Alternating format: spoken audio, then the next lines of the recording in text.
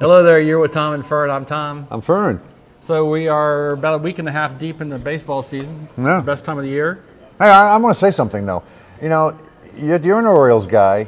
They're off to the best start in baseball. They lose one game, and you come dressed like you're driving a hearse.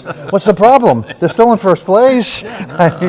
Excellent start by your team. I didn't think they would get out of the gate this fast. 7-0 start. Right. First time since 1970. Right. 7-0. Right. Right? Get it? I get it. And they won the World Series in 1970. Beat the Big Red Machine. Right.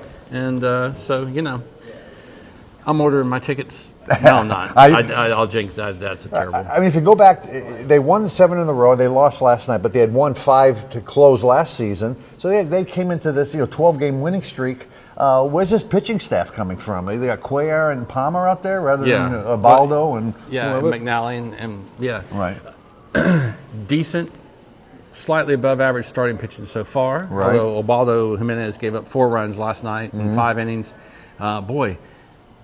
Your boy Joe Kelly threw like 116 pitches in 5 innings. In 5 innings, Ubaldo threw threw 100 plus in 5 innings. Right. So that was agonizing. But the bullpen's lights out for the Orioles. Zach Britton's as good as anybody.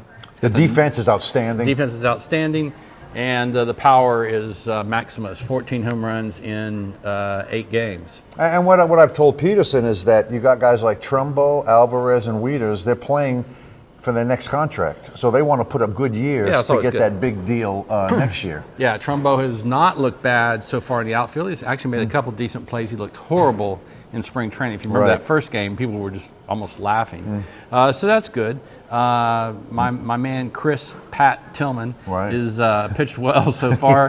He's facing off against Cole Hamels down in Texas tonight, so that'll be a nice pitching matchup. Now we want to go to my team for a second. Already they're having headlines in the Boston Globe after 6 games, pretenders or contenders. After 6 games of the season, they're pushing the panic button up there in Boston. Well, you've seen them. Their starting pitching looks a little ragged past David Price, even though you hit David Price a couple of days ago. He got knocked and around. Kimbrel, too. Yeah. I thought it was pretenders and contenders. Pretenders and contenders. Not much vim and vigor in those. But actually, the rest of baseball is sort of unfolding early, like we thought it would. Are the Cubs going to run away with this and hide, or are the Pirates going to be there? The Cardinals going to be there? Yes. Yes. Okay. Yeah, they'll be there. And what else? Nice start. Actually, White Sox off to a decent start. I got to get my glasses out with this. With this print. No surprise that the Braves are winless. No surprise that the Minnesota Twins are winless. I expect those teams to struggle throughout the year. But look at some of the other standings. Kansas City, Chicago. Again, it's way too early. Very, very small sample size. But if I'm an Oriole fan, I am definitely happy about the start. I feel okay. Rays are scuffling a little bit. Offense.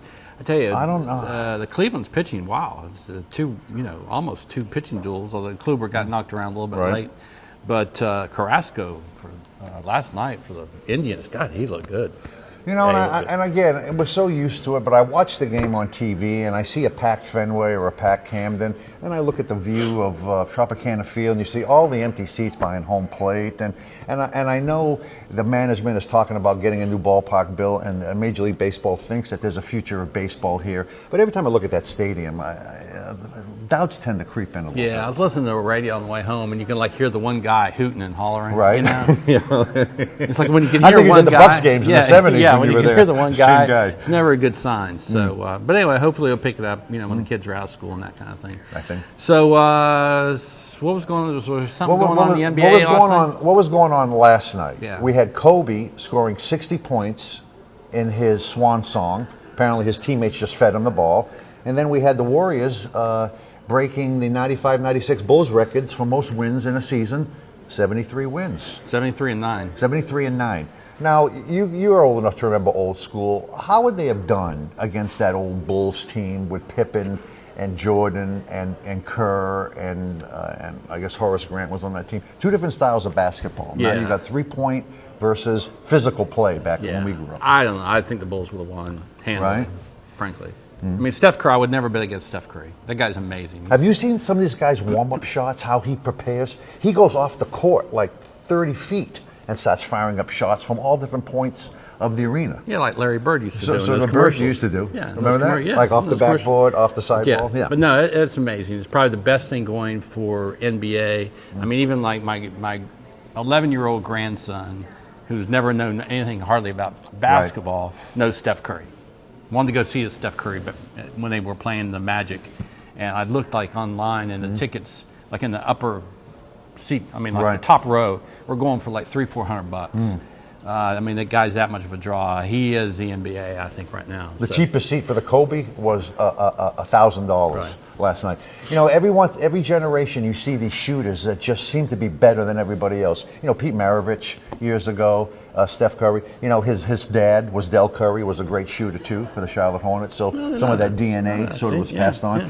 So it's a very exciting night for the NBA. And let's start with the playoffs. Lightning played last night, played the Red Wings. Mm-hmm. Did you get much of that, or were you already toes up by that time? Let's say I was glass up by that time. You were glass up by that time?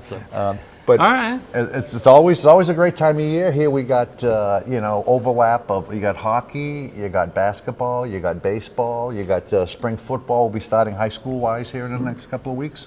Exciting time. Yeah. To be in Florida. Tampa Bay Bandits will be starting it back up with the USFL. It'll all be good. I can forget that. Remember that? Tampa Bay Bandits? I wasn't. Who was the greatest Bandit player of all time? The greatest Bandit of all time. Actually, it was Burt Reynolds. Was it? Yeah, with Sally Field. And, Gary Anderson. Remember Gary Anderson? Yeah. Yeah, he played for the Bandits. I went to school. John Reeves played for the Bandits. Right. John Reeves, quarterback. Yeah. I went to school at Missouri, one of the high schools. Gary Anderson was the all-time leading running back from Hickman High School. You know, they packed Tampa Stadium back then. Mm-hmm. It was great. People loved it, and it was fun. You know, Steve Spurrier was kind of one of his big breaks. So. Right. Anyway, we were reaching way back into the time ball here. All right, so I got to give one shout out. I was reading the outdoors page today. Right. Yeah, and Captain Zach Zacharias was writing a column about spotted fishing. Yeah, about Spanish mackerels, and he called them the spotted speedsters. And I'm just going to say, Captain Zach, one more S adjective, and he would be in Jerry Hill territory. God bless Jerry Hill's territory. So some of you, that's an inside joke. Some of you know it. Some of you don't. Anyway, so we're going to wrap up here, and we'll be back. Last week was fun, wasn't it, with Andy Owens? Andy Owens next week. We're going to get next week. Last week. We're going to get. We're going to bring him back. We want to bring Andy Owens back for round 2. All right. So thank you very much, my friend. Next week we're back. Yeah, next week. We're talking about baseball. What else? We got another 2 minutes to go. What are we doing? That's it. We'll be kind to people. We'll be kind to people. All right, thanks. Cut. We'll see you guys. All right, see you. Bye.